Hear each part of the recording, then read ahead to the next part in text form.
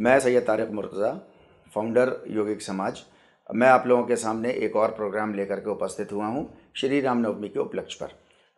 हमारे आज का प्रोग्राम का जो टाइटल है उसका नाम है मानव जाति के लिए श्री रामनवमी का संदेश। तो आइए हम लोग अपने प्रोग्राम जो है वो शुरू करते हैं। जैसा कि हमारे व्यूअर्स को मालूम है बहुत अच्छे तरीके से, और जो लोग प्रोग्राम हमेशा अटेंड करते आए हैं योगिक समाज का, उन लोगों को मालूम है कि हम लोग अपना कोई भी प्रोग्राम जो है वो अभिनंदन मंत्र से शुरू करते हैं। वो अभिनंदन मंत्र मैं आप लोगों के सामने जो है वो अभी इसका उच्चारण करूँगा, मैं पढ़ूँगा, आप लोग इसको मेरे पीछे पीछे पढ़ते जाइएगा। आरंभः वंदे परमेश्वरम। इसका अर्थ होता है मैं प्रारंभ करता हूँ, मैं आरंभ करता हूँ या मैं शुरू करता हूँ परम ईश्वर की वंदना के साथ, परम ईश्वर की प्रशंसा, उसकी स्तुति के साथ। मैं एक बार फिर से इसको दोहरा रहा हूँ। आप लोग इसके ऊपर जो है वो थोड़ा अपनी कमर को सीधा रखिएगा, थोड़ा सा अपनी गर्दन को ऊपर रखिएगा, हल्का सा मुंह खोलिएगा, रिलैक्स पोजीशन में बैठिएगा और फिर उसको जो है वो कहिएगा मेरे पीछे पीछे। आरंभः वंदे परमेश्वरम।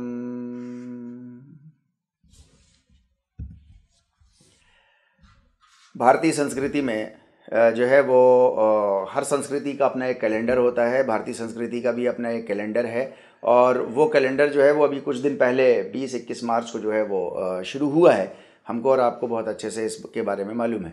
इस कैलेंडर में की जो शुरुआत होती है, जो ये वर्ष शुरू होता है भारतीय संस्कृति में, ये जो है वो एक गुड़ और नीम के फूल जो है वो इसको मिला करके जो है वो आपस में इसको गोथा जाता है, इसको मिलाया जाता है और फिर इसका सेवन किया जाता है। यहाँ से भारतीय संस्कृति का कैलेंडर शुरू होता है। कितना खूबसूरत संस्कृति है, हमेशा की सनातन सत्य संस्कृति है ना। इसमें देखिए गुड़ और नीम का जो फूल उसमें लगाया जाता है वो इसलिए किया जाता है क्योंकि नीम का फूल जो होता है वो कड़वा होता है लेकिन बहुत लाभदायक होता है, और गुड़ जो है वो अपने आप में बहुत मीठा होता है। तो अभी आज की संस्कृति में क्या हो गया है, अभी हम अपने चारों तरफ देखते हैं तो इसमें थोड़ा बिगाड़ पैदा हो गया है, जैसे और भी सनातन संस्कृतियों में बिगाड़ पैदा हो गया है। इसमें बिगाड़ पैदा हो गया है कि गुड़ की मात्रा जो है इसमें बहुत ज़्यादा हो गई है, और नीम के फूलों की मात्रा जो है वो हमने भारत के अंदर जो है वो कम कर दी लोगों ने। लेकिन इसको असल होना कैसा चाहिए, इसको दोनों बराबर होना चाहिए। असल में ये इस बात के द्योतक हैं, इस बात के इंडिकेटर्स होते हैं कि जीवन में ऐसा नहीं है कि आने वाला जो साल होगा वो उसमें सब कुछ मीठा ही मीठा होगा, या ऐसा भी नहीं है कि उसमें सब कुछ कड़वा ही कड़वा होगा। ये नीम का फूल कड़वा है, गुड़ मीठा है, ये दोनों का मिश्रण है। मतलब आगे आने वाला वक्त जो है वो इन दोनों का मिश्रण है। तो लेकिन इन दोनों के मिश्रण में हमें जो है वो अपने जीवन की कहीं सकारात्मक, कहीं पॉजिटिव सोच जो है वो हमको इसी में ढूंढनी होती है। यही हमारा और आपका जीवन होता है। बहुत सी मिठास जीवन की, बहुत से अच्छे लम्हे ऐसे होते हैं जो हमको और आपको लगते हैं कि हमारे लिए बहुत अच्छे हैं, लेकिन आगे जा कर के उसका नतीजा, उसका रिजल्ट, हमको परिणाम जो है वो बताता है कि नहीं, वो हमारे लिए अच्छे नहीं हैं। बहुत सी कड़वी चीज़ें हमारी ज़िंदगी में होती हैं, लेकिन उनको हम जब होती हैं तब हम उनको बुरा समझते हैं, लेकिन असल में वो हमारे लिए बुरी नहीं होती, वो हमारे लिए अच्छी होती हैं। तो ये भारतीय संस्कृति की सनातन सत्य चला आ रहा था। तो बराबर का जो है वो नीम का फूल रखें और बराबर जो है वो उसको गुड़ रखें, और जब भी आँख खुले तब सवेरा है। ज़रूरी नहीं है कि उस वक्त हम कर पाए थे, आज उसको जो है वो बराबर का करके और उसका जो है वो हम और आप सेवन करने की कोशिश करें। तो ये देखिए, ये राम नवमी जो है वो ये श्री रामचंद्र जी की जन्मदिन पर है, उनकी बर्थडे के ऊपर है। तो उनके जन्म के बारे में हमको और आपको मालूम है कि उनके माता पिता कौशल्य और दशरथ जी थे। कौशल्य उनकी माता थी और दशरथ जी उनके पिता थे। अयोध्या में वो पैदा हुए।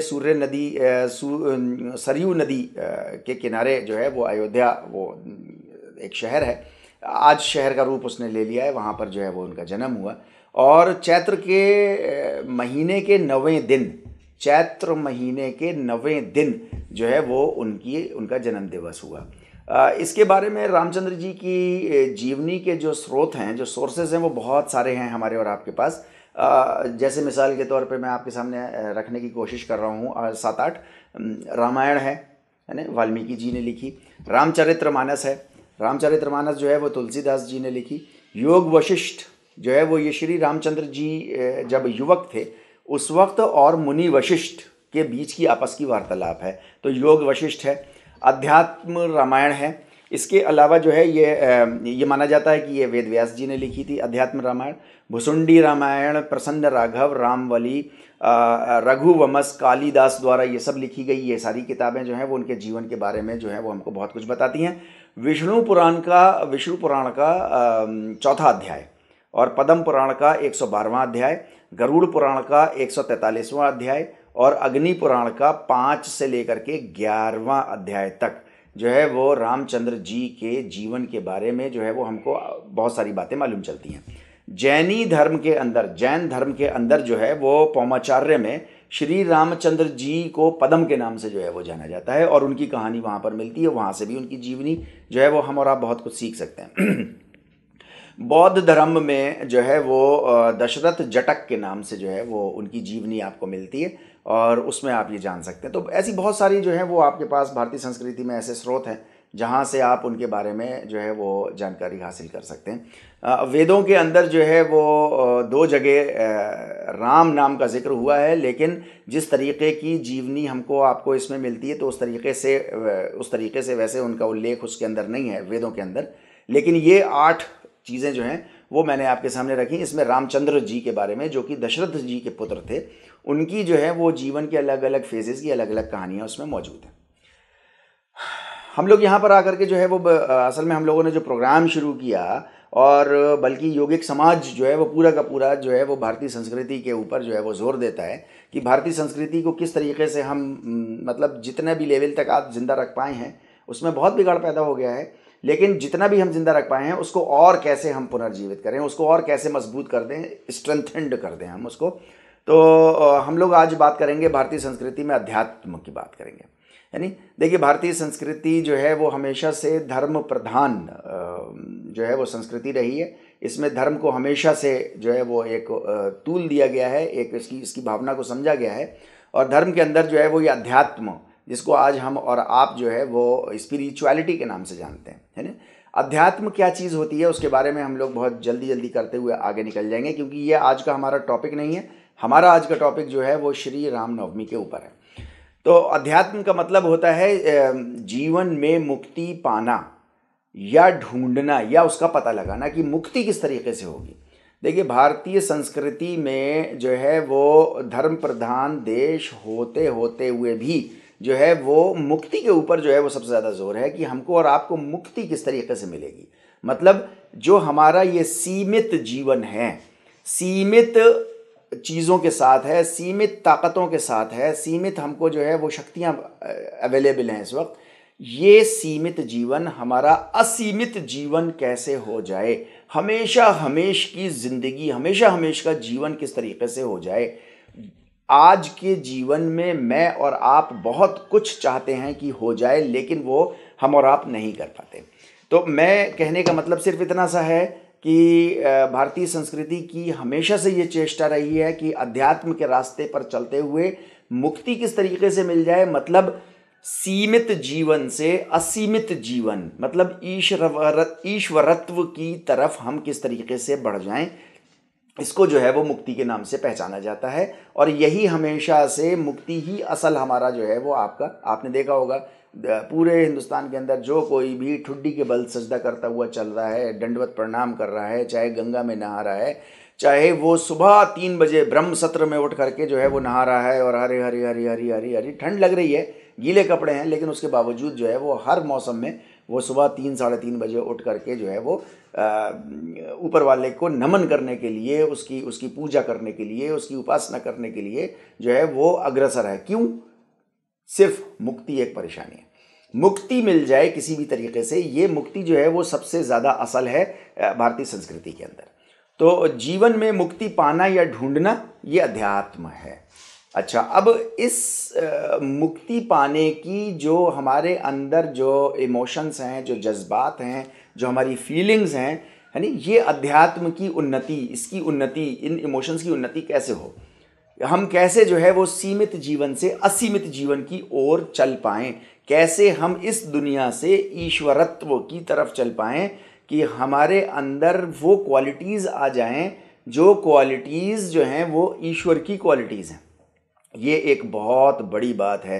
देखिए, हम हमेशा से यहाँ पर जब से धरती बनी है तब से हम और आप यहीं पे हैं, यानी अलग अलग जो है वो हम दौर से गुजरते हुए, अलग अलग स्टेजेस से गुजरते हुए सिर्फ एक मिट्टी का कण थे, और उस मिट्टी के कण से हम होते होते होते होते पंच महाभूतों से फिर बनते बनते बनते बनते आज हम डिफरेंट स्टेजेस में होते होते आज हम और आप जो है वो इंसान की शक्ल में आ गए, और पूरी दुनिया में जो है वो इंसान फैल गया है। लेकिन उसकी एक ही प्रॉब्लम है कि किस तरीके से उसको मुक्ति मिल जाए, ये सीमित जीवन से असीमित जीवन की तरफ वो चल पड़े। इसकी उन्नति किस तरीके से होगी, ये एक बहुत बड़ा सवाल है। तो इसकी उन्नति के बारे में जो है वो फिर कभी हम लोग डिस्कस करेंगे डिटेल में, लेकिन अभी यहाँ पर जो है वो मैं इसके बारे में बहुत थोड़े से उसमें आपके सामने ये कह ही देता हूँ, ये आपके सामने रखे देता हूँ बात को, कि संपूर्ण ब्रह्मांड और स्वयं हम, संपूर्ण ब्रह्मांड और स्वयं हम और हमारा समाज कैसे काम करते हैं।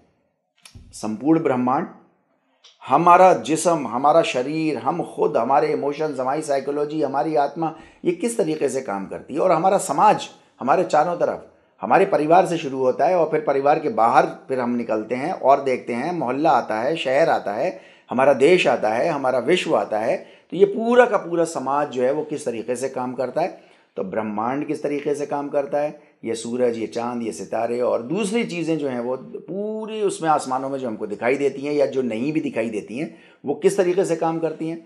हमारा शरीर स्वयं अंदर से ये किस तरीके से काम करता है, और हमारा समाज जो हमारे बाहर है इमीडिएट, यानी वो आपस में कैसे इंटरैक्ट एक दूसरे से करता है, इंसान इंसान से कैसे इंटरैक्ट करता है, इंसान जानवरों से कैसे करता है, जानवर इंसानों से कैसे करते हैं, जानवर और इंसान मिलकर पेड़ों से किस तरीके से करते हैं। तो ये इसके बारे में जानकारी हासिल जितनी ज़्यादा इंसान करता चला जाता है, वो अध्यात्म में उतनी ज़्यादा उन्नति करता चला जाता है, उतनी ज़्यादा जो है वो मुक्ति की तरफ चलता चला जाता है। मुक्ति, जैसा कि मैंने आपके सामने अभी कहा कि मुक्ति जो है वो हमारे और आपके भारतीय संस्कृति में जो है वो मेन सबसे विशेष इशू रहा है। यानी इस उन्नति के लिए ही हमेशा से हर किसी ने मेहनत की है। हम लोग चूंकि ये श्री राम नवमी के उपलक्ष्य में बात कर रहे हैं, तो हम लोग रामचंद्र जी के जीवन में देखेंगे कि उन्होंने किस तरीके से जो है वो मुक्ति को समझा था और मुक्ति को उन्होंने प्राप्त किया था, और उनके एग्जाम्पल से मैं और आप बहुत अच्छे से समझ जाएंगे कि मुक्ति असल में होती क्या है। तो आइए हम लोग समझने की कोशिश करते हैं कि रामचंद्र जी के जीवन के द्वारा जो है वो मुक्ति को हम समझने की कोशिश करें। अभी तो हम लोगों ने बहुत मोटे तौर पे बात कर ली कि अध्यात्म की उन्नति, अध्यात्म का होना, है नी, मुक्ति का ढूंढना, इन सब चीज़ों से, ये सब चीज़ें हम लोगों ने एक मोटे तौर पे समझने की कोशिश की। रामचंद्र जी के जीवन को अगर हम देखेंगे, उनके उदाहरण को हम लेंगे, तो फिर हम ज़्यादा अच्छे तरीके से समझ सकते हैं कि मुक्ति क्या होती है ना। देखिए, इसके लिए जो है वो हम लोग पहले एक श्लोक पढ़ते हैं। ये एक बहुत इम्पॉर्टेंट श्लोक है।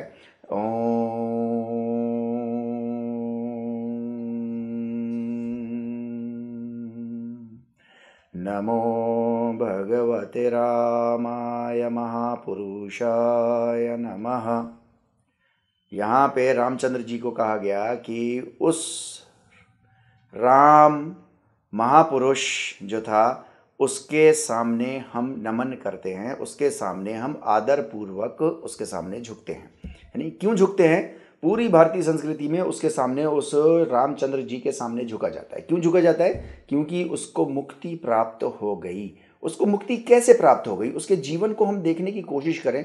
मैंने पीछे आपको 8-9 एक जो है वो उसके स्रोत बताए थे, रिसोर्सेज बताए थे कि रामचंद्र जी के बारे में हम कहाँ कहाँ से जानकारी हासिल कर सकते हैं। वहाँ से सारी जानकारी हासिल करने के बाद जो मुझको समझ में आया रामचंद्र जी का जीवन, वो मैं उनके इस रामनवमी पर्व पर जो है वो मैं आप लोगों के सामने, तमाम भारतवासियों के सामने रखना चाहता हूँ, और भारतवासियों के सामने से रख करके फिर उसके बाद पूरे विश्व को बताना चाहता हूँ कि एक इंसान का जीवन किस तरीके का होना चाहिए। श्री रामचंद्र जी का जिस तरीके का जीवन था, वो जो मैं समझा हूँ, उसको मैं पूरे विश्व के सामने रखना चाहता हूँ, ताकि हम और आप जो है वो आज की सिसकती हुई मानवता के लिए कुछ काम कर पाएं। आज लॉकडाउन है, लॉकडाउन का 5वां 6ठा दिन है। आपको मालूम है कि किस तरीके के हालात इस वक्त जो है वो देश में फैले हुए हैं। मैं आपके सामने जो है वो अलीगढ़ शहर से बोल रहा हूँ, उत्तर प्रदेश से। और आप इस मेरी बात का विश्वास करना, कल जो है वो 5-6 परिवारों के बारे में मुझे रिपोर्ट मिली और आंखों में आंसू आ गए और दिल दहल गया कि 5-6 परिवार के बच्चे बाहर निकले, मैदान में निकले, उन्होंने घास काटी, घास काटने के बाद घर पे लाए, घर पे उन्होंने चूल्हा इतना जलाया सूखी लकड़ियों से, और फिर उसके बाद वहाँ उनके पास तेल था और नमक था। वो तेल और नमक में उन्होंने उसको तला, उस घास को, और फिर उन्होंने कल का रात गुजारी। तो ये सिसकती हुई मानवता, क्या ये इसीलिए हम लोग पैदा हुए, ये टेक्नोलॉजी इसीलिए हमारे आपके सामने आई है? तो आइए देखते हैं हम लोग जो है वो इस पावन पर्व पर श्री रामचंद्र जी के बारे में, उनके जीवन से हमको और आपको क्या उदाहरण मिलता है।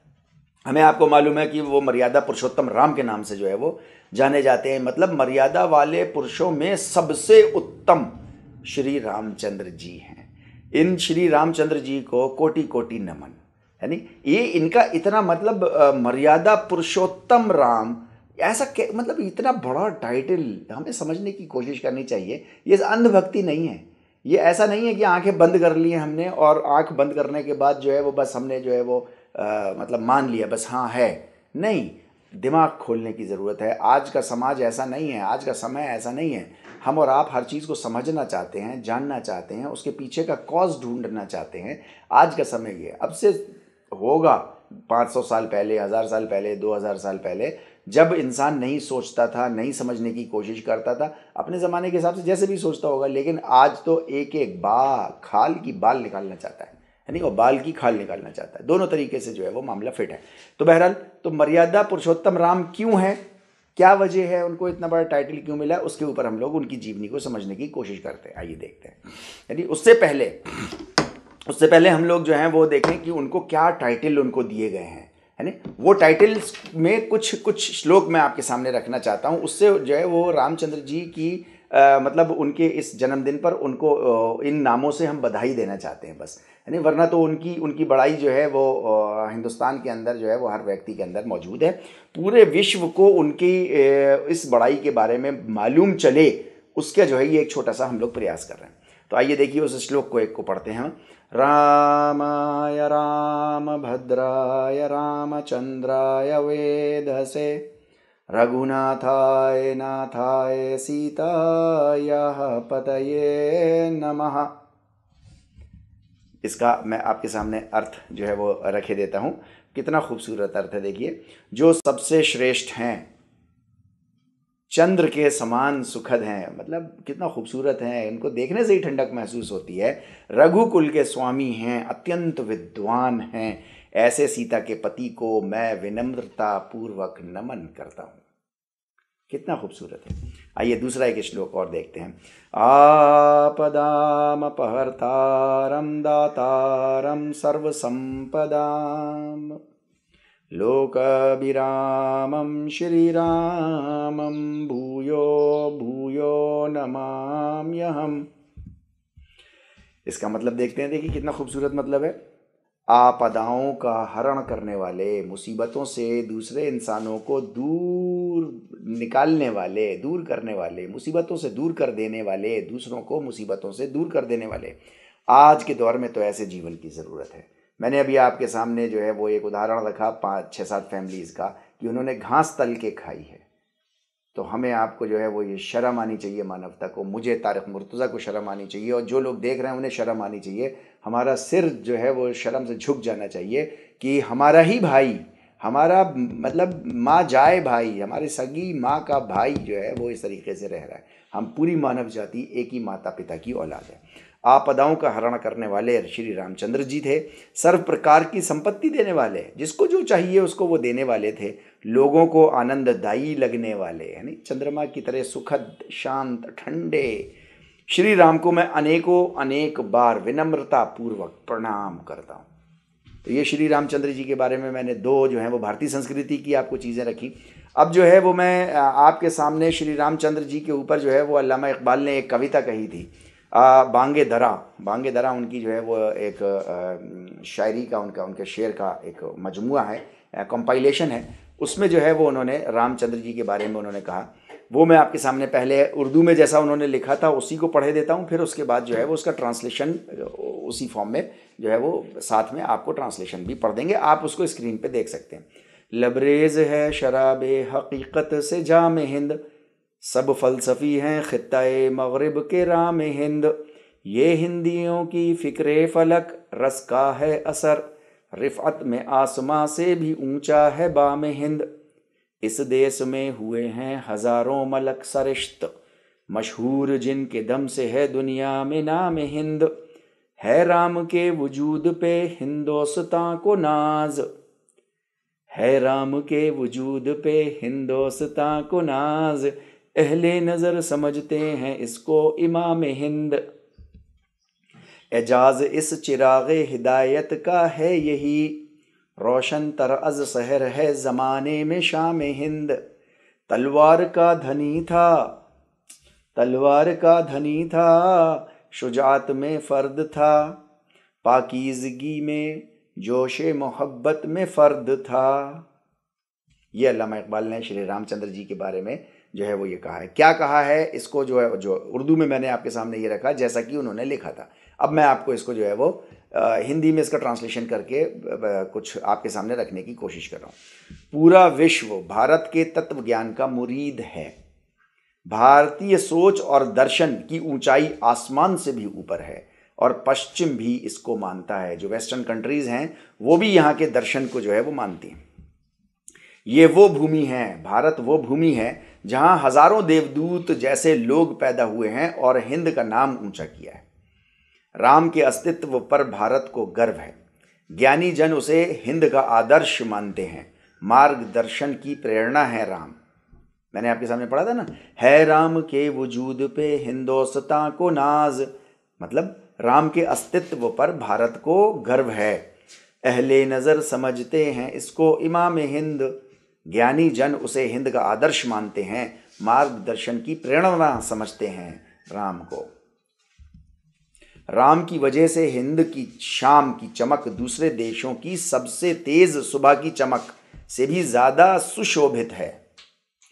एजाज इस चिराग हिदायत का है यही, राम की वजह से हिंद की शाम की चमक दूसरे देशों की सबसे तेज सुबह, हिंद की शाम और दूसरे देशों की सबसे तेज चमक उनकी सुबह की, यानी उससे भी ज़्यादा हिंद की शाम सुशोभित है। वो राम तलवार में माहिर था, तलवार का धनी था, शुजात में वीरता में अनूठा था, वीरता भी अनूठी थी उसकी, तलवार का माहिर भी था वो, पवित्रता में जोश और प्रेम में प्रतिष्ठ था, पाकीज़गी में जोश मोहब्बत में फ़र्द था। तो मैं आप लोगों के सामने ये कहने की कोशिश कर रहा हूँ इस पावन पर्व पर, श्री रामनवमी पर्व पर, कि अल्लामा इकबाल जैसे लोगों ने और भारतीय संस्कृति में हमेशा से जो है वो श्री रामचंद्र जी को यूं ही इसी तरीके से जो है वो कोटि कोटि हमेशा उनको जो है वो नमन किया है, उनके सामने सिर झुकाया है, उनको हमेशा अपना प्रेरणा मानी है और उनके जीवन से उदाहरण लेने की कोशिश की है। हम लोग यहाँ पर भी इस पावन पर्व पर जो है वो ये समझने की कोशिश कर रहे हैं कि मुक्ति क्या होती है और रामचंद्र जी के जीवन से किस तरीके से हम लोग मुक्ति प्राप्त करने की प्रेरणा ले सकते हैं। तो आइए देखते हैं अब हम लोग क्या करते हैं। देखिए रामचंद्र जी का जो जीवन है वो मतलब मैं अपने ज़ुबान में कह रहा हूँ, अगर बुरा लगे तो क्षमा करिएगा, लेकिन उनका जीवन मतलब अगर हम और आप ऐसे देखें जैसे है, मतलब जिस तरीके से है, तो मतलब टोटल फेल ऐसा लगता है, जैसे कि टोटल फेल जीवन है। मतलब ऐसा जीवन कौन गुजारना चाहेगा? वो कैसा जीवन है मैं आपके सामने उसको रख रहा हूँ। लेकिन उस फेल जीवन के बावजूद जो है वो पूरी दुनिया में, हिंदुस्तान जहाँ कहीं भी भारतीय रहता है उसके दिल में श्री रामचंद्र जी समाते हैं। उनके ही ऊपर आज हम और आप ये प्रोग्राम करने बैठे हैं। अभी मैंने आपके सामने 3 चीज़ें ली कि उनको मर्यादा पुरुषोत्तम राम के नाम से कहा जाता है, उनको जो है वो इन श्लोकों से, इन नामों से उनको भारतीय संस्कृति में याद किया जाता है। अल्लामा इकबाल ने उनको इन नामों से याद किया, उनको इमाम हिंद कहा है, मतलब वो हिंद का लीडर है। श्री रामचंद्र जी हिंद के लीडर हैं। उनके जीवन किस तरीके का था, वो जीवन मैं आपके सामने जो है वो रखने की कोशिश कर रहा हूँ। देखिए 24-25 वर्ष के जब श्री रामचंद्र जी हुए तो उनको जो है वो राजतिलक होना था। वो राज तिलक मतलब गद्दी पे तकरीबन बैठ ही गए थे, है ना, लेकिन उनको वनवास हो गया। अब आप ज़रा सोच सकते हैं कि एक इंसान जिसका राज तिलक हो गया हो, अपनी जवानी में हो, 24-25 वर्ष की आयु हो उसकी, और उसका राज तिलक जो है वो हो गया, और मगर कुछ ऐसा पॉलिटिकल सिचुएशन एराइज हुई उनकी अयोध्या में, उनके किंगडम में, कि उनको जो है वो 14 बरस का वनवास हो गया। जंगल में किसी भी बाहरी सहायता के बगैर, मतलब बिना बाहरी सहायता के रहना कैसा है जंगल के अंदर। वो जंगल नहीं जो हम लोग कहते हैं ये टाटा सफारी है, या मतलब सॉरी मतलब ये जो सफारी करते हैं ना हम लोग, जाते हैं इस तरीके सेंचुरीज़ में हम लोग जाते हैं, तो गाड़ी में बैठे होते हैं और जंगल में घूम भी रहे होते हैं। वो आर्टिफिशियल जंगलों में होता है, नहीं, वो जंगल जो नेचुरल जंगल हों, जहाँ कीड़े मकोड़े हों। आप यकीन जानिएगा, जो जंगल वाले लोग हैं वो बताते हैं, जो जंगल का एक्सपीरियंस रखते हैं, कहते हैं कि अगर प्योर जंगल में कोई चला जाए और साबुत इंसान वहाँ से एक तो लौट ही आए, नामुमकिन है। और अगर लौट करके भी आ गया वो जंगल से बाहर, तो इस बात का विश्वास करें कि आप उसे पहचान नहीं पाएंगे। उसको इतने कीड़े मकोड़ों ने खा लिया होगा, इतनी जगह से वो सूझ गया होगा कि उसको जो है वो पहचानना, उसके घर वाले, उसके माँ बाप, उसके भाई बहन, यानी उसके बीवी बच्चे, उसको पहचानना जो है वो बहुत मुश्किल हो जाएगा उनके लिए। तो ऐसे में एक ऐसे, और राजकुमार का रहना, और वो अपनी बीवी के साथ रहना, और जो है वो अपने छोटे भाई के साथ रहना, वो भी जवान है, उसके साथ रहना, जो कि कभी उसने राजगद्दी के अलावा, राजपाट के अलावा, घराने के आरामों के अलावा उसने कभी ऐसा जीवन नहीं देखा। उसका कोई तजुर्बा, कोई अनुभव उसका जंगल में रहने का नहीं, लेकिन उसके बावजूद जो है वो बिना बाहरी सहायता के वो जंगल में रह रहा है। किस तरीके से रह रहा होगा उसको जो है वो इमेजिन करने की कोशिश की है। देखिए, भारतीय संस्कृति में एक ध्यान लगाने की प्रक्रिया है, ध्यान लगाने की एक प्रैक्टिस है। वो ध्यान लगाने की जो प्रैक्टिस है वो यहाँ पे हम लोगों को अप्लाई करनी चाहिए। हम ज़रा बैठें थोड़ी देर, पद्मासन में बैठें, कुर्सी पे बैठें, लेटें, कहीं भी बैठें, हम थोड़ा ध्यान लगाएं इस बात के ऊपर कि बिना बाहरी सहायता के जंगल में किसी राजकुमार का अपनी जवान बीवी के साथ और अपने जवान भाई के साथ इस तरीके से रहना, क्या उसको क्या अनुभव होता होगा, क्या लगता होगा, यानी उसको हम समझने की कोशिश करें ध्यान लगा करके। अच्छा, श्रीलंका का कोई एक व्यक्ति आया बाहर से और उसने जो है वो उनकी बीवी को उठा करके ले गया, उनकी बीवी का जो है वो पत्नी का, सीता जी का अपहरण करके ले गया।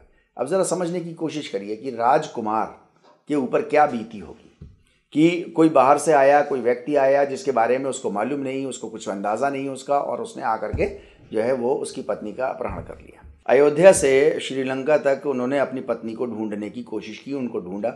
ज़रा हम लोग यहाँ समझने की कोशिश करें, थोड़ी देर रुक करके ध्यान लगाएं इस बात के ऊपर कि वो एक राजकुमार है, श्री रामचंद्र जी एक राजकुमार हैं, और एक से ज़्यादा पत्नियाँ रखने का उनके यहाँ प्रयोजन है, वो रख सकते थे। उनके पिता की खुद ही जो है वो कई बीवियाँ थी, एक से ज़्यादा बीवियाँ थी, तो वो रख सकते थे कई पत्नियाँ। वो चाहते तो बहुत आसानी के साथ कोई लोकल जो है वो मैकेनिज़्म ढूंढ लेते और वो सीता जी को छोड़ देते, लेकिन उन्होंने ऐसा नहीं किया।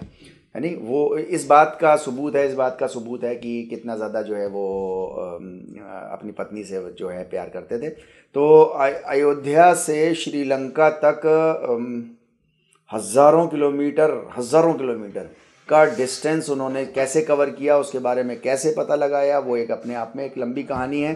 बहरहाल उन्होंने जो है वो पत्नी को ढूंढा, वहाँ पर जो है वो मतलब फिर उसके बाद गए, वहाँ पता लगाया, वहाँ जा कर के जंग लड़ी, एक आर्मी तैयार करी, साउथ इंडिया के लोगों के साथ मिल करके उन्होंने एक आर्मी पूरी तैयार करी। उसके ऊपर जो है वो उस सागर में उन्होंने पुल बनाया, वो पुल बनाने की अपनी एक कहानी है, उसमें बड़ी एक मोटिवेशनल स्टोरी है उसके अंदर। तो उसके ऊपर भी हम लोग बातचीत नहीं कर रहे हैं क्योंकि हमारा टॉपिक लंबा हो जाएगा।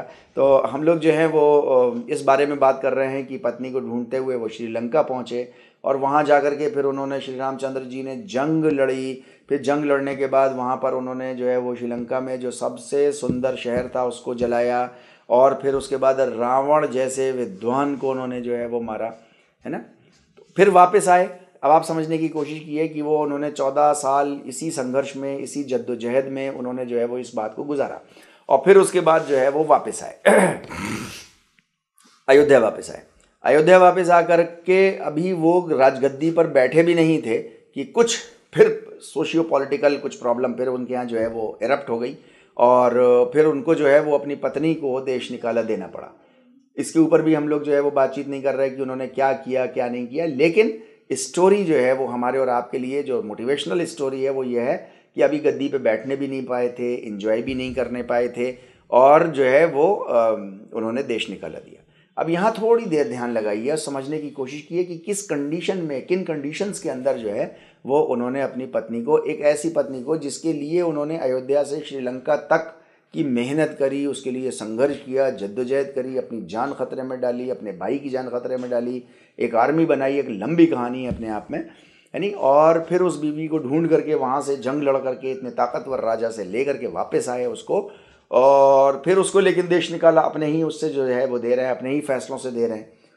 एक तो ये अपने आप में एक बड़ी बात है। उसके अलावा एक बात और बहुत इम्पॉर्टेंट है और बहुत माइन्यूट है लेकिन टेक्निकल है बहुत, कि जिस वक्त उनको देश निकाला दिया गया तो उस वक्त सीता जी जो हैं वो गर्भवती हैं। अब आप समझने की कोशिश कीजिए कि राजघराने में बहू का गर्भवती होना, उसका प्रेग्नेंट होना कितना इम्पोर्टेंट है, और उस ज़माने में कितना ज़्यादा इम्पॉर्टेंट है। कोई सोनोग्राफी नहीं, कोई अल्ट्रासाउंड नहीं, किसी तरीके की कोई टेक्निक नहीं कि वो पता लगा सकें कि वो लड़का है या लड़की है। उनका जो है वो फ्यूचर जो है वो राजा, वो पेट के अंदर पल रहा है या नहीं पल रहा है, वो सारी सिस्टम जो है वो हमें आपको समझने की कोशिश करनी चाहिए। और मतलब ऐसी कंडीशन में जो है वो श्री रामचंद्र जी का कुछ पॉलिटिकल ऐसा मतलब प्रॉब्लम क्रिएट हुई कि उनको जो है वो अपनी पत्नी को देश निकाला देना पड़ा। इस कंडीशन में वो उनकी मतलब साइकोलॉजिकल उसके ऊपर जो रामचंद्र जी के ऊपर जो इम्पैक्ट पड़ा होगा वो भी हमें आपको समझने की कोशिश करनी चाहिए कि इतनी मतलब जिसको मोहब्बत करते थे, प्यार करते थे अपनी बीवी से, और फिर ऐसी कंडीशन में प्रेगनेंसी की हालत में उसको जो है वो देश निकाला देना पड़ रहा है। बहरहाल फिर उसके बाद उसको एक आश्रम में रखा, वहाँ पे रहे वो लोग, है नहीं। उसके बाद जो है वो फिर कुछ पॉलिटिकल कुछ ऐसा सिनेरियो हो गया, कुछ पॉलिटिकल ऐसा जो है वो मतलब डेवलपमेंट्स हुए कि उनको अपने बेटों से ही जंग लड़नी पड़ गई आखिरकार। मैं स्टोरी बहुत छोटी कर रहा हूँ लेकिन ये वो सारे तथ्य हैं, वो सारे ट्रुथ्स हैं जो हमको और आपको जो है वो रामचंद्र जी के जीवन के स्रोत में, सारे रिसोर्सेज में ये सारी चीज़ें हमको आपको मिलती हैं। अपने दोनों बायोलॉजिकल बेटों से यानी लव और कुश के विरुद्ध उन्होंने जंग लड़ी और लगभग तकरीबन उन्होंने अपने दोनों बच्चों को मार ही दिया था। वो मारने की कहानी अपने आप में, लड़ने की जंग की कहानी अपने आप में एक बड़ी कहानी है, वो हम लोग नहीं ले रहे, लेकिन ये हमको और आपको मालूम है कि वो अपने बायोलॉजिकल दो बेटों के विरुद्ध खुद खड़े हो गए थे और जाने और अनजाने में जो है वो अपने ही बेटों को अपनी ही तलवार से, अपने ही हाथों से जो है वो बस लगभग उन्होंने मार ही दिया था। फिर उसके बाद जो है खैर बहरहाल किसी तरीके से वो बचे। फिर उसके अलावा एक अपनी एक स्टोरी चलती है वो आगे। फिर वो अयोध्या आए। राज गद्दी पर बैठने से पहले उन्होंने जो है वो लक्ष्मण जी से अपनी इच्छा जाहिर की कि वो हिमालय पर्वत पर पश्चाताप के लिए जाना चाहते हैं। सब लोग जो हैं वो कौतूहल मच गया वहाँ पर कि क्या प्रॉब्लम है भाई, अब तो सब कुछ शांत हो गया, अब तो सब कुछ सही हो गया, है ना।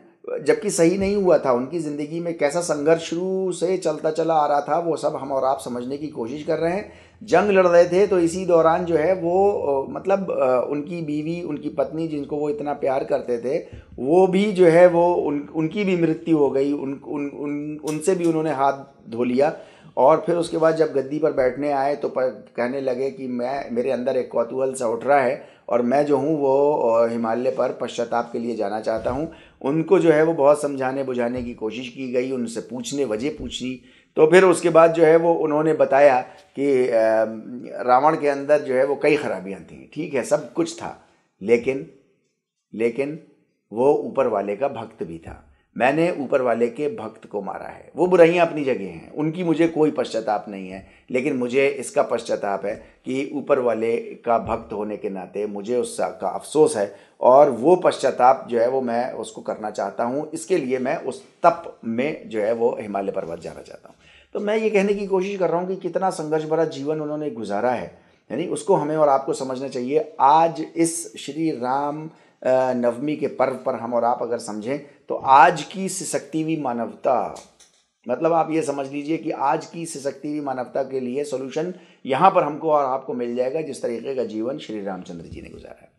अब आप सोच लीजिए, ज़रा समझने की कोशिश कीजिए, थोड़ी देर अपनी आंखें बंद करिए, मैं और आप थोड़ा अपनी कमर को हम सीधा रखें, थोड़ा अपनी गर्दन को ऊपर उठाएं और फिर इस बात को समझने की कोशिश करें कि श्री रामचंद्र जी के जीवन में जो है वो कितना उथल पुथल हुआ, मगर कण बराबर भी कहीं पे भी किसी भी मुसीबत के आने पर वो जो है वो विचलित नहीं हुए, किसी से कोई बदतमीजी नहीं करी, किसी से कोई अभद्रता नहीं करी, कहीं किसी से कोई बदला नहीं लिया, कहीं किसी से कोई क्लेश द्वेष अपने दिल के अंदर नहीं रखा, कोई बुग़्ज़ नहीं रखा, यानी कुछ नहीं।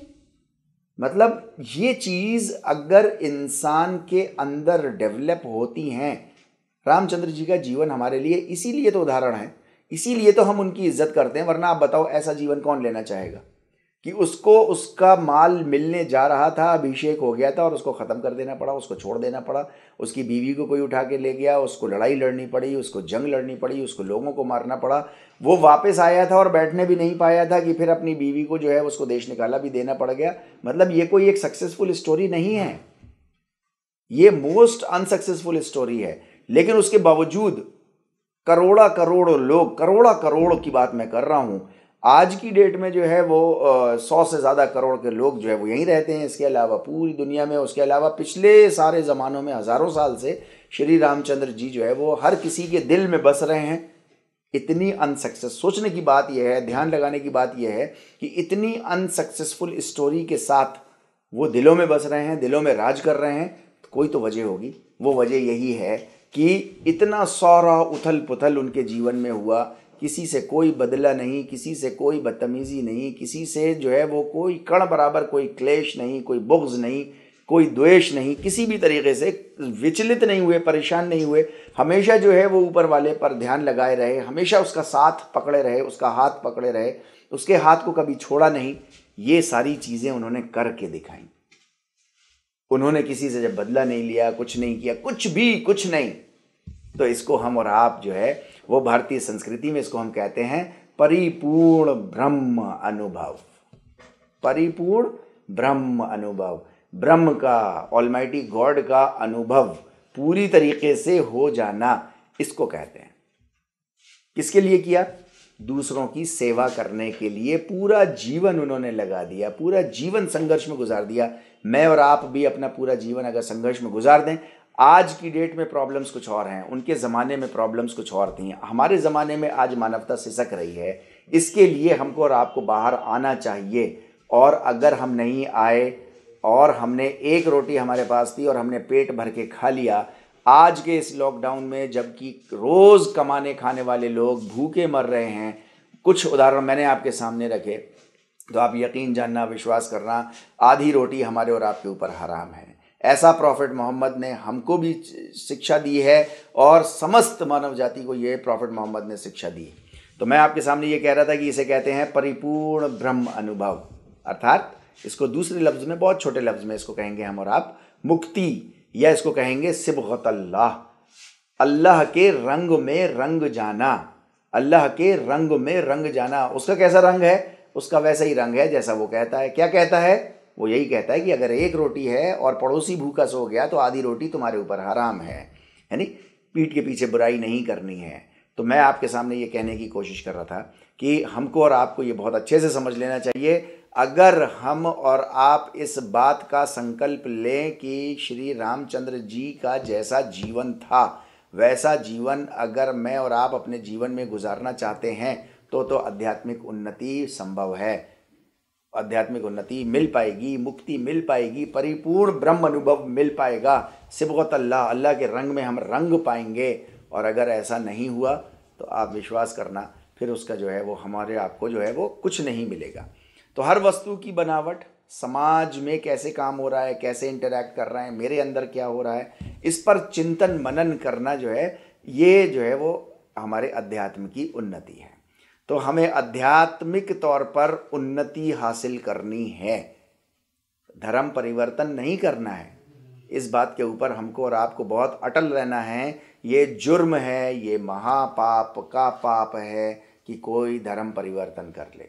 हाँ, आध्यात्मिक उन्नति की तरफ हर वक्त हमको और आपको अग्रसर रहना है और सशक्ति हुई मानवता के लिए हमको और आपको, उसकी भलाई के लिए कुछ काम करना है। उसके लिए हमको और आपको चिंतन मनन करना है। यौगिक समाज इसी के लिए जो है वो लगातार संघर्ष करता चला जा रहा है।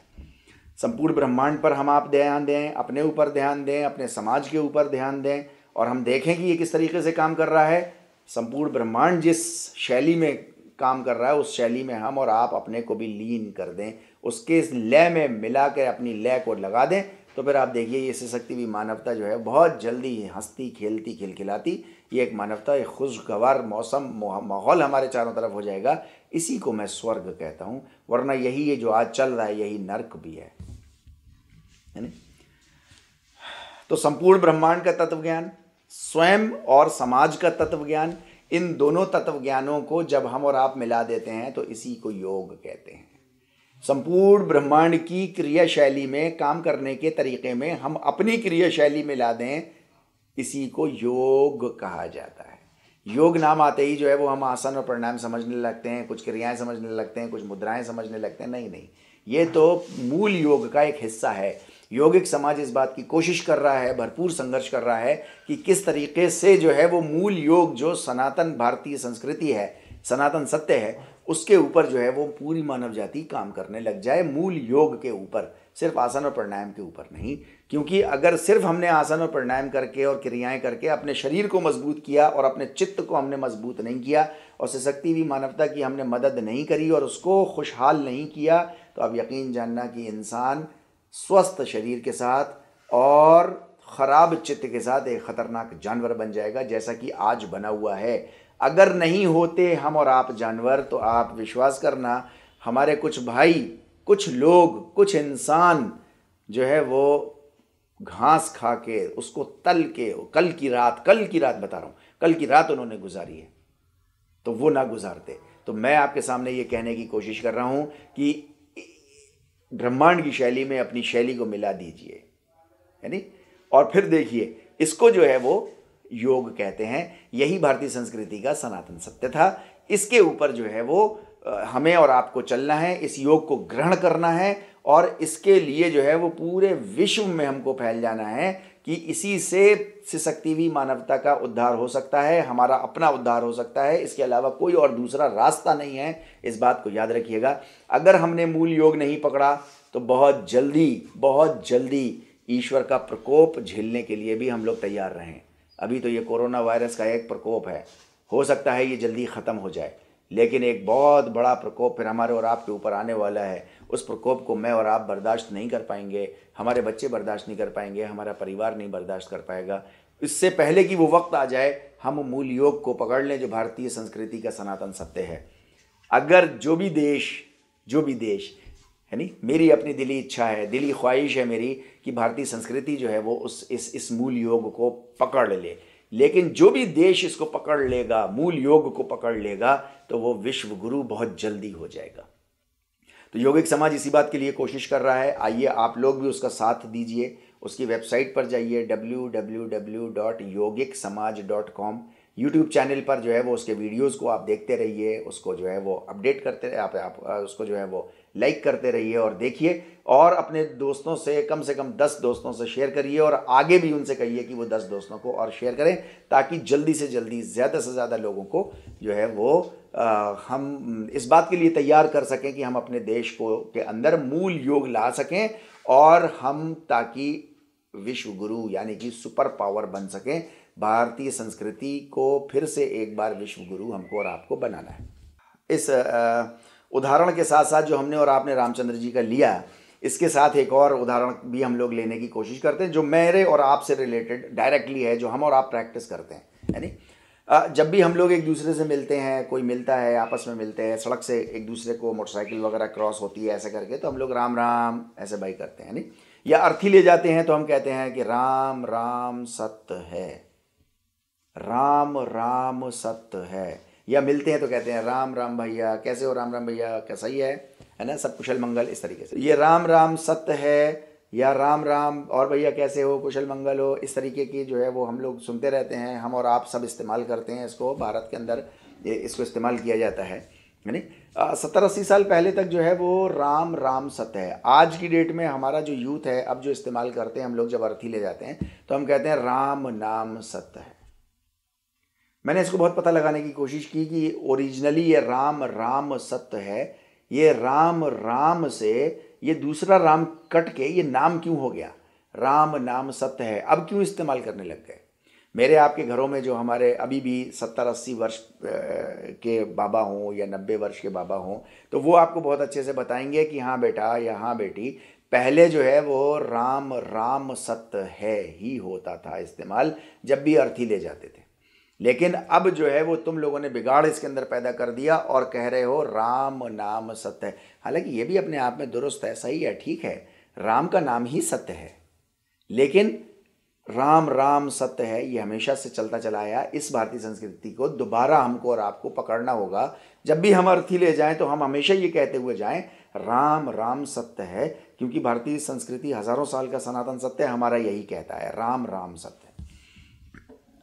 सवाल ये पैदा होता है कि ये 2 बार राम हम क्यों कहते हैं? मिलते हैं तो राम राम कहते हैं, राम राम सत्य है क्यों कहते हैं, 2 बार राम क्यों कहते हैं? भाई सवाल पैदा होता है कि रामचंद्र जी नाम के राजा तो एक ही थे, तो फिर ये 2 बार हम राम राम क्यों कहते हैं? ये ऐसा सवाल है जो मैंने कईयों से, मतलब मैंने अपने जीवन में पिछले 17-18 सालों में, 20 सालों में, आप विश्वास करना, मतलब मैंने हजारों लोगों से पूछने की कोशिश की होगी। शायद मैं सही लोगों तक नहीं पहुंच पाया, लेकिन मुझको जो है वो उसका आंसर नहीं मिल पाया।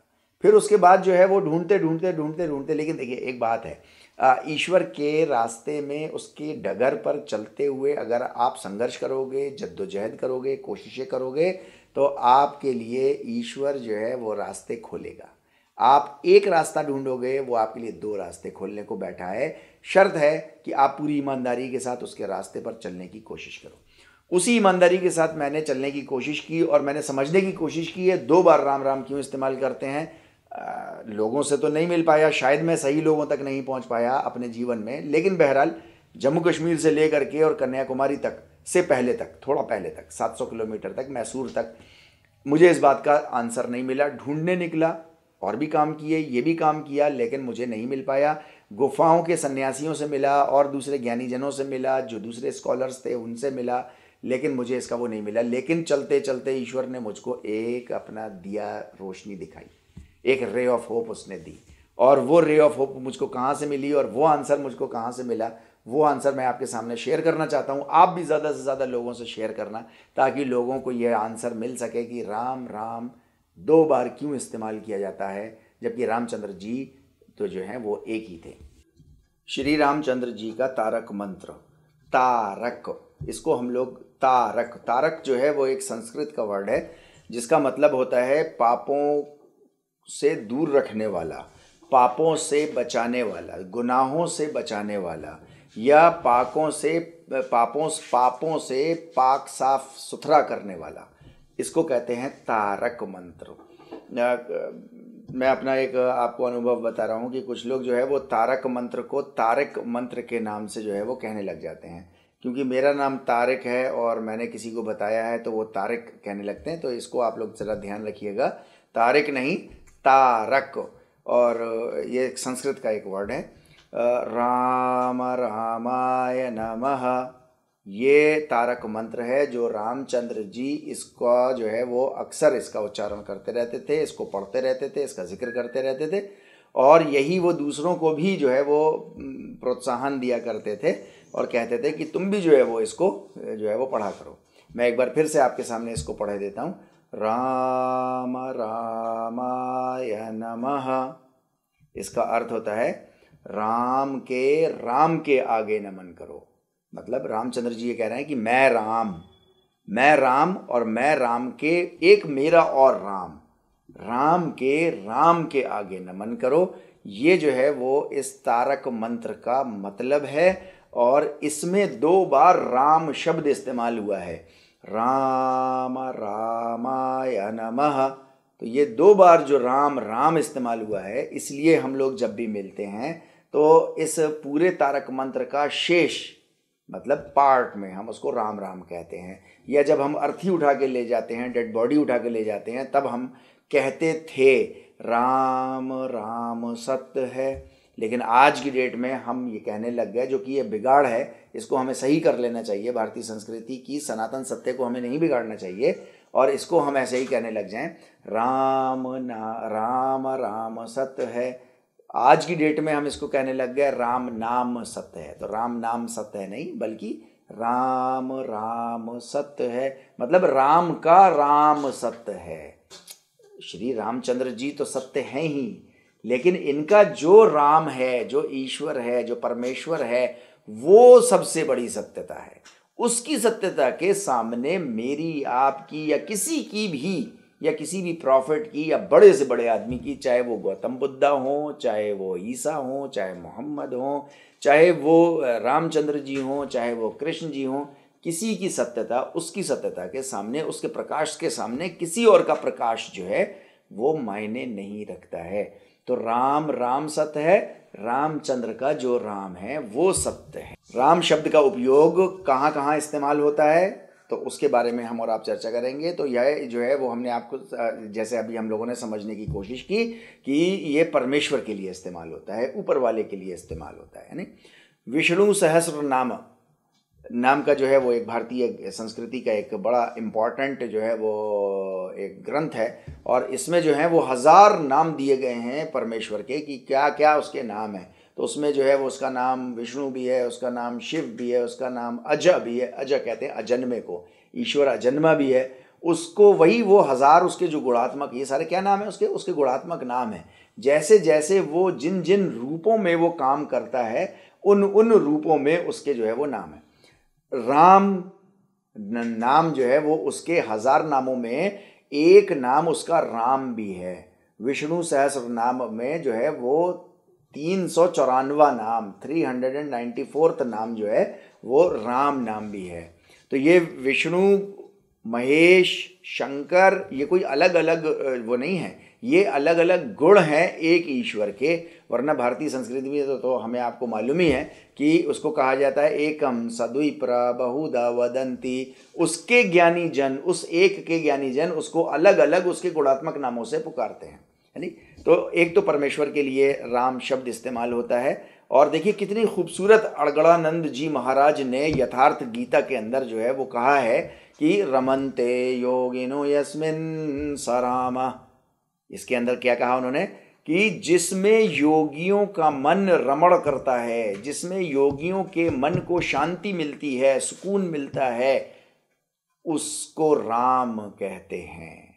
कितनी खूबसूरत बात इसमें के अंदर कही गई, रमन्ते योगिनो यस्मिन् स राम।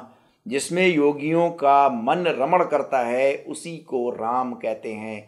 वो राम कौन है? वो राम है जिसने हमको और आपको सबको पैदा किया है। उसने ये सृष्टि बनाई है, उसने ये ब्रह्मांड बनाया है और हम सब उसी की तरफ चल रहे हैं। उसने हमको भेजा है, किसी पर्पस से भेजा है। उसने यूं अलटप नहीं पैदा कर दिया, जिसको जो जहाँ पैदा हुआ है उसको वहाँ पैदा किया है, ताकि ईश्वर के उस राम के प्रोग्राम को वहाँ चलाए। और राम का प्रोग्राम क्या है? वो जो अजन्मा राम है, उस राम का प्रोग्राम क्या है? उस राम का यही प्रोग्राम है कि जिस किसी के पास जो भी ताकत हो वो अपने से कमज़ोर की हेल्प करे, उसकी सहायता करे और उसके जीवन के अंदर विकास और वृद्धि ला के आने की कोशिश करे। हमें आपको ये नहीं सोचना चाहिए, ये नहीं समझना चाहिए कि सरकार कर तो रही है। हमें आपको हमेशा ये सोचना चाहिए कि हम सरकार के लिए क्या कर रहे हैं, हम सरकार का कितना हाथ बटा रहे हैं। सरकार कर रही है, ठीक है, बहुत अच्छी बात है, लेकिन हम क्या कर रहे हैं?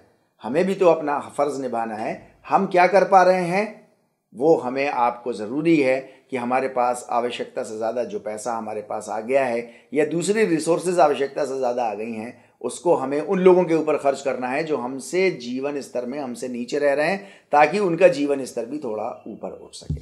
तो ये तो एक तो परमेश्वर के लिए इस्तेमाल होता है। दूसरा जो है वो रामचंद्र नाम के, जिनके नाम के ऊपर हम लोग ये आज इस पावन पर्व में हम लोग बैठे हुए हैं।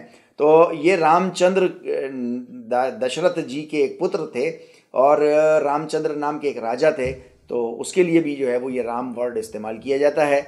और दूसरा जो है वो घोड़ा के सेंस में, मतलब शक्ति के फॉर्म में भी इसको जो है वो इस्तेमाल किया जाता है। मतलब राम को हमेशा अपने साथ रखो, मतलब परमेश्वर को हमेशा अपने साथ रखो।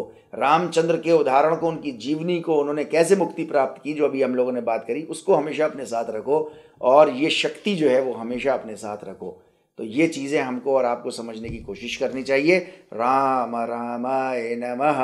रामचंद्र जी के जो राम हैं, जो अजन्मे हैं, जिनका जो है वो कोई मिसाल उदाहरण नहीं दिया जा सकता, उनके सामने आत्मसमर्पित रहो, उनके आदेशों का हमेशा पालन करते रहो, उनके प्रोग्राम को इस जीवन में जो है वो पूरा करते रहो और उनके प्रोग्राम को पूरा करते करते और ईश्वर से मिल जाओ।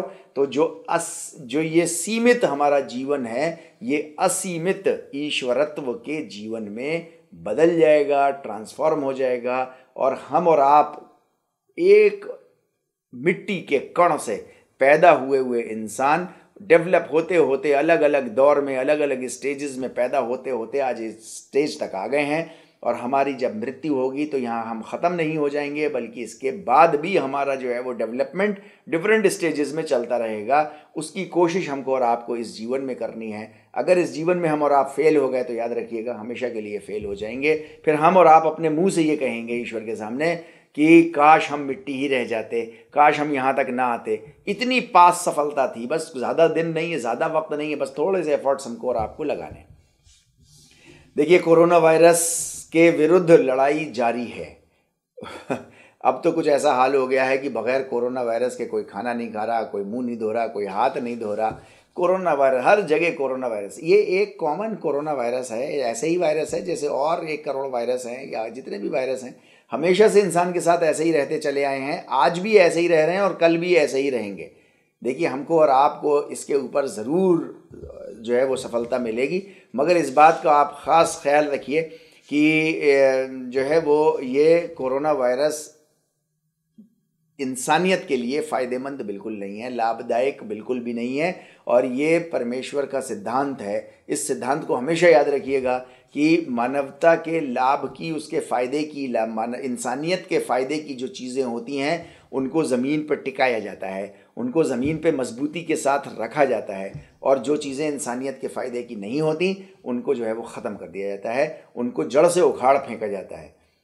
हमारे हाथों की, हमारी कुछ बुरे कर्मों की, हमारे हाथों की कुछ कमाई थी जिसकी वजह से कोरोना वायरस को थोड़ी इतनी शक्ति ईश्वर ने दे दी ताकि हमको और आपको कुछ सबक सिखाए। क्या सबक सिखाए? कि थोड़ी अपनी जीवन को मध्यम कर लो, थोड़ा अपना, बहुत तेज़ भाग रहे हो, बहुत तेज़ भाग रहे हो, थोड़ा डाउन करो। देखिए, अब हम डाउन हो गए, तमाम मानवता पूरी दुनिया में डाउन हो गई, तो वातावरण में चेंज आना शुरू हो गया है। आपके पास बहुत से वीडियोस आ रहे होंगे, व्हाट्सअप पे आ रहे होंगे, आप दूसरे फेसबुक पे शेयर कर रहे होंगे एक दूसरे से कि डॉल्फिन जो है वो समुद्र के किनारे आने लग गई। ऐसे ऐसे जानवर जो हैं वो अब दिखाई देने लग गए शहरों में, जो पिछले कई सौ सालों से साइंटिस्ट कहते हैं कि वो हमको नहीं दिखाई दे रहे थे, आज वो दिखाई देने लग गए और वो भी शहरों के अंदर दिखाई देने लग गए। तो ये वातावरण, इकोलॉजिकल बैलेंस वापस आ रहा है। ये हमको एक बहुत बड़ी सीख दे रहा है कि हमारा जीवन बहुत तेज़ भाग रहा था, ईश्वर ने एक अदृश्य वायरस से हमारे जीवन को डाउन कर दिया।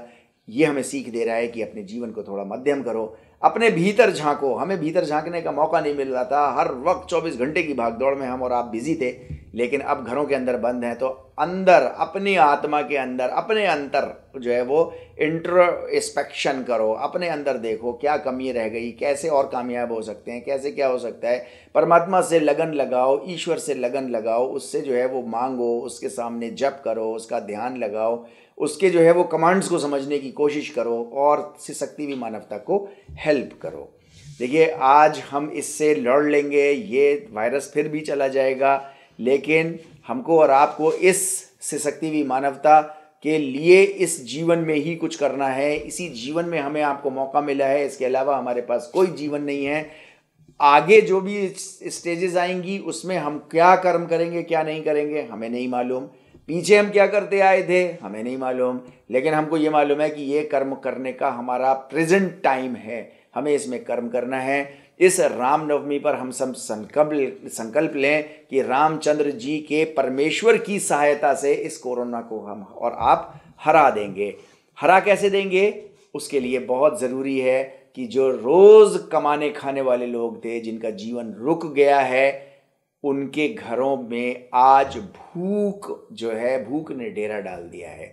भूख की वजह से उनको क्या कॉम्प्लिकेशंस हो रहे हैं वो सुन करके आपके रोंगटे खड़े हो जाएंगे, दिल दहल जाएगा, है नहीं।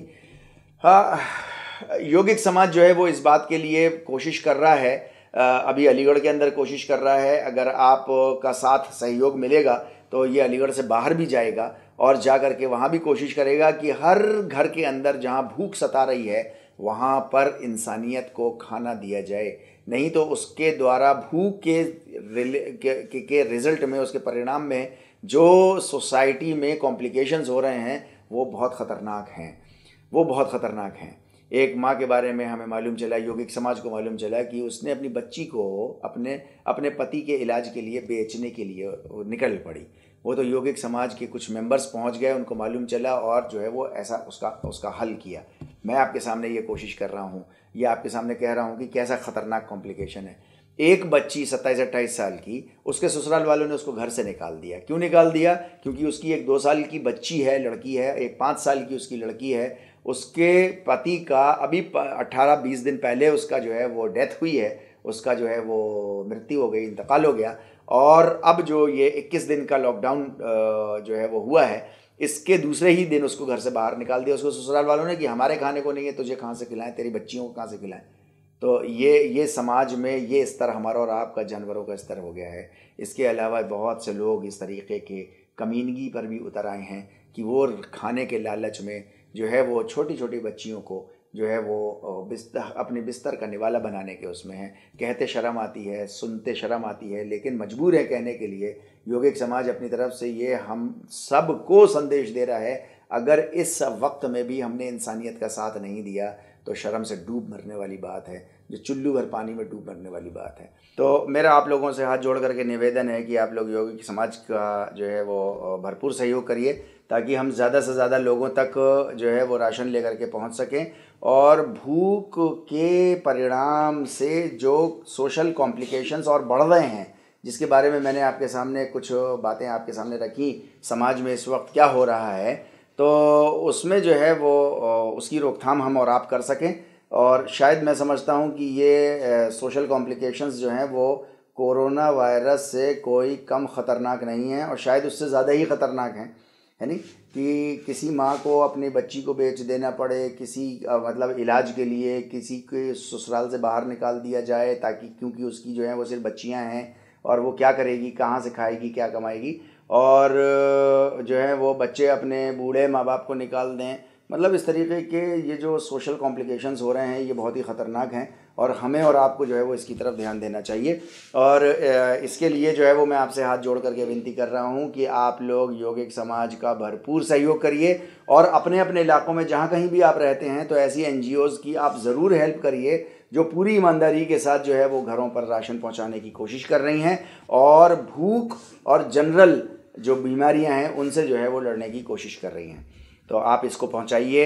इस पावन पर्व पर जो है वो हम लोग एक बार फिर से राम जी का तारक मंत्र जो है वो दोहराते हैं, राम रामाय नमः, और इसका जो है वो पालन करें, इसका अध्ययन करें, इसका जाप करें, इसको ज़्यादा से ज़्यादा ध्यान में लेकर के आएँ। रामचंद्र जी के जीवन को, संघर्ष भरे जीवन को जो है वो हम और आप अपनी ज़िंदगी में जो है वो एडॉप्ट करने की कोशिश करें, क्योंकि इसके अलावा कोई और मुक्ति का राज नहीं है, कहीं और सीक्रेट भी नहीं है। ऐसा नहीं है कि हम जीवन तो किसी और तरह का गुजारते रहें और गंगा जी जाके नहाई आएँ, जीवन किसी और तरह का गुजारते रहें और जा करके हज कर आएँ और 5 वक्त नमाज़ें पढ़ने लगें और 1 महीने का रोज़ा रखने लगें, या हम होली खेल लें और दीपावली खेल लें, या हम लेंट कर लें, या हम 40 दिन के जो रोज़े होते हैं, या हम जो हैं वो क्रिसमस मना लें और हमारी मुक्ति हो जाएगी।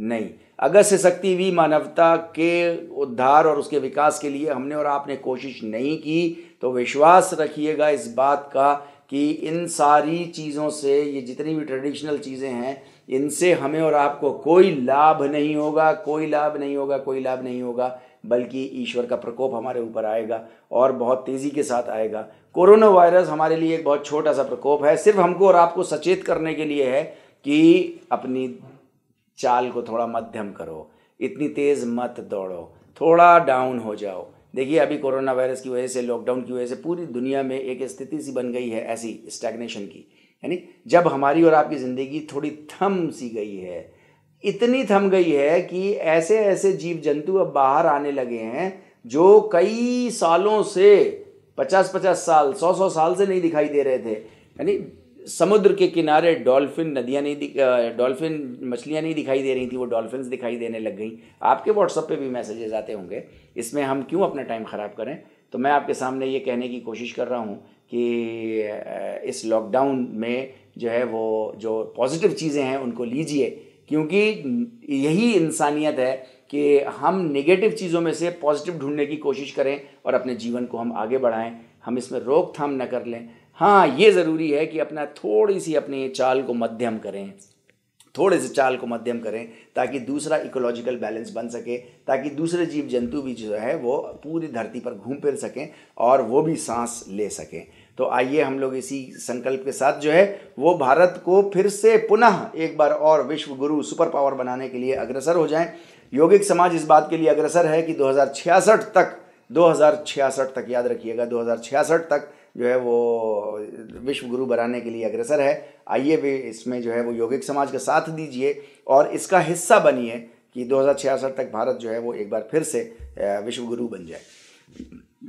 भारतीय संस्कृति की जो है वो मैं आपके सामने जो है वो एक बहुत इम्पॉर्टेंट एक प्रेयर आपके सामने रख रहा हूँ। वो इतनी खूबसूरत है कि मैं इसको दिन रात पढ़ने की कोशिश करता हूँ, दूसरों को सिखाने की कोशिश करता हूँ, और आप भी इसको जो है वो कम से कम एटलीस्ट 10 लोगों को अपने ट्रांसफ़र करिए और उनसे भी हर किसी से कहिएगा वो भी आगे 10 लोगों को ट्रांसफ़र करें। मैं उसको पहले संस्कृत में पढ़े देता हूँ और फिर उसके बाद उसका अर्थ आपके सामने रखूँगा।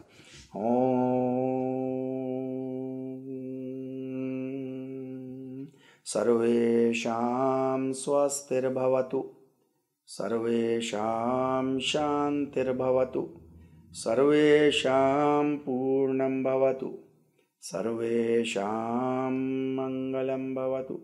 ओम शांति शांति शांति। इतनी खूबसूरत ये दुआ है, इतनी खूबसूरत ये प्रार्थना है कि इसको सुबह शाम तो हमें आपको पढ़ना ही चाहिए। सबको भारतीय संस्कृति में इसकी आवाज़ गूंजनी चाहिए। मैं इसका मतलब आपके सामने रख रहा हूँ जो कुछ इस तरीके से है। हे परमेश्वर, सबका कल्याण हो। देखिए, आज के इस लॉकडाउन में अगर हम और आप सबके कल्याण का सोचेंगे, तो अगर हम ज़मीन वालों के कल्याण का सोचेंगे तो ऊपर वाला हमारे कल्याण की भी सोचेगा। हे परमेश्वर, सबका कल्याण हो। हे परमेश्वर, सबको शांति प्राप्त हो, सब लोग सुकून से रहें। हे परमेश्वर, सबकी पूर्ति हो, सबको तृप्ति हो, किसी के घर में अनाज न रह जाए, कोई भूखा न सो जाए। इसके लिए जो है वह ईश्वर हमको इस सक्षम बनाना, ऐसा सक्षम बना देना कि हम सबके घरों पर राशन पहुंचा सकें। ये बात याद रखिएगा, अगर मेरे पास एक रोटी है और मैंने वो खा ली और मेरा पड़ोसी भूखा सो गया तो आधी रोटी मेरे ऊपर हराम है नहीं। तो सबकी है परमेश्वर, सबकी तृप्ति कर दीजिए और हे परमेश्वर, सबका शुभ ही शुभ कर दीजिए। इस कोरोना वायरस से हम सबको दूर निकालिए, भगाइए इसको और सबका शुभ ही शुभ हो जाए। ओम शांति शांति शांति।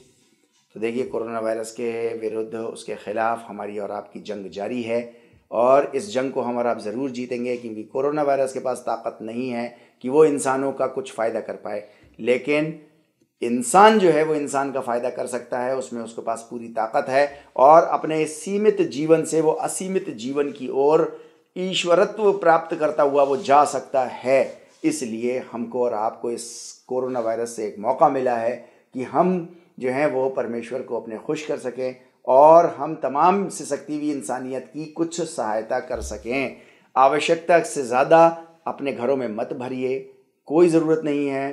प्रधानमंत्री जी ने इस बात का आश्वासन हर देशवासी को दिया है कि ज़रूरत की हर चीज़ उनके घरों तक पहुंचेगी, पहुंच रही है, आगे भी पहुंचती रहेगी। जाहिर सी बात है, एडमिनिस्ट्रेशन की अपनी कुछ परेशानियां होती हैं, लेकिन हर घर तक वो पहुंचने की कोशिश कर रहा है। लेकिन सवाल ये नहीं है कि वो कोशिश कर रहा है, सवाल ये है कि हम अपने इलाके के एडमिनिस्ट्रेशन का कितना साथ दे रहे हैं कि वो पहुंच जाए। और अगर वो नहीं पहुंच पा रहा किसी वजह से, तो हम और आप तो पहुंच सकते हैं, हम आप पहुंच जाएं। 40 घर का हमारा फेरा होता है, 40 घर इधर 40 घर इधर, ये पड़ोस है हमारा, 40 घर आगे 40 घर पीछे। इसमें हम और आप सुनिश्चित कर लें कि कोई भूखा नहीं सोना चाहिए। That's all. प्रॉब्लम इज़ हल, प्रॉब्लम का हल हो जाएगा। लेकिन इसके अलावा हमारे समाज में और भी जो है वो वायरसेस हैं जिसके बारे में हमको और आपको ध्यान रखना है। जैसे कम्युनल वायरस है, हिंदू मुस्लिम लड़ाई होती है, हिंदू जो है वो मुसलमान को मार देता है, मुसलमान हिंदू का कत्ल कर देता है, क्यों? और जबकि एक ही माँ जाए भाई हैं, एक ही परम पूर्वज माता पिता हैं, सब आदम और शत्रुपा की औलाद हैं, आदम और शत्रुपा की औलाद हैं, एडम एंड ईव की औलाद हैं, अलग अलग लैंग्वेजेस में अलग अलग नाम है, लेकिन बात तो सबकी एक ही है। तो इस कम्युनल वायरस को हटाइए, यानी कास्ट वायरस को हटाइए, एथनिक वायरस को हटाइए, ये इकोनॉमिकल इनइक्वालिटी जो हो गई है इसको हटाइए, इकोलॉजिकल बैलेंस बनना शुरू हो रहा है। अपनी चाल थोड़ी कोरोना वायरस ने मध्यम की है, तो उसकी वजह से ये थोड़ा मध्यम चाल से हुआ है, तो इसको हम थोड़ा सा इकोलॉजिकल बैलेंस को और मेंटेन करने की कोशिश करें, और हम अपने आसपास सबको देखते रहें कि मानवता कहाँ सिसक रही है, उसके ऊपर हम और आप ध्यान दें। इन सारे वायरसेस को भी हमें ही साथ में मिलकर हटाना है, मिटाना है, जड़ से ख़त्म करना है। आइए हम सब इस बात का संकल्प लें कि इस पावन रामनवमी के उपलक्ष्य में, उसके मौके पर हम सब ये संकल्प लें, दिल की गहराइयों से संकल्प लें कि किसी को भी भूखा नहीं सोने देंगे, किसी को भी परेशान नहीं होने देंगे। जिस तरीके की जीवन में सामग्रियां जो मुझे चाहिए हैं, वही सामग्री दूसरे को भी चाहिए हैं।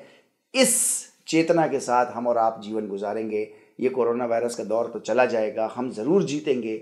आप और मैं डरे नहीं इससे, सतर्क रहें, जागरूक रहें, अपनी इम्यूनिटी का ख्याल रखें, स्ट्रांग रहें, हल्की फुल्की एक्सरसाइज करते रहें, विटामिन सी खूब खाइए, पानी पीजिए, डायरेक्ट सनलाइट में रहिए, फ्रेश एयर में रहिए। सुबह का उठना, सूरज निकलने से पहले का उठना इस कोरोना वायरस के लिए फ़ायदेमंद है। फ्रेश एयर और डायरेक्ट सनलाइट ये मोस्ट इफ़ेक्टिव नेचुरल एंटीवायरल्स होते हैं। आप इनका ध्यान रखिए, सुरक्षित रहिए, हाथ धोते रहिए, और लोगों से थोड़ा सा डिस्टेंस, मन से नहीं, थोड़ा सा तन से बना के रखिए, ताकि जो है वो कोरोना वायरस एक से दूसरे में जो है वो ना फैलने पाए। और प्लीज़ अपने घरों में अनाज का आवश्यकता से ज़्यादा मत भरिए, जितना आप रखते थे बस उतना ही रखिए। यौगिक समाज ऐसी ही कल्पना करता है, ऐसे समाज की जहाँ पर हर किसी को मौका मिले कि वो अपने टैलेंट के अनुसार जो है वो अपने जीवन को गुजार सके, जहाँ कोई भूखा ना सोए, जहाँ कोई भी जो है वो मौसम के अनुसार उसके पास कपड़े हों। ऐसा घर, ऐसी छत सबके पास होनी चाहिए, ये यौगिक समाज चाहता है। ऐसी छत सबके पास होनी चाहिए जहाँ सूरज की गर्मी जो है वो उसको और उसके बच्चों को परेशान न करे, और शुद्ध निर्मल जल हर किसी को इस्तेमाल के लिए, पीने के लिए जो है वो सबको मिल जाए। ये 4 चीज़ों के लिए यौगिक समाज जो है वो कोशिश कर रहा है। आइए इसका हाथ बटाइए। उसकी ट्रस्ट का जो है वो अकाउंट नंबर आपके इस वीडियो पे आ रहा होगा। आप उसमें जितनी हेल्प कर सकते हो, आप पूर्ण विश्वास रखिए, आपका एक एक पैसा एक एक ज़रूरतमंद के पास पहुंच जाएगा। आप लोगों का बहुत बहुत धन्यवाद। अपना ख्याल रखिएगा, सतर्क रहिएगा और जागरूक रहिएगा, और अनावश्यक कुछ मत भरिएगा। ओम वंदे परमेश्वरम ब्रह्मानंद स्वरूपम।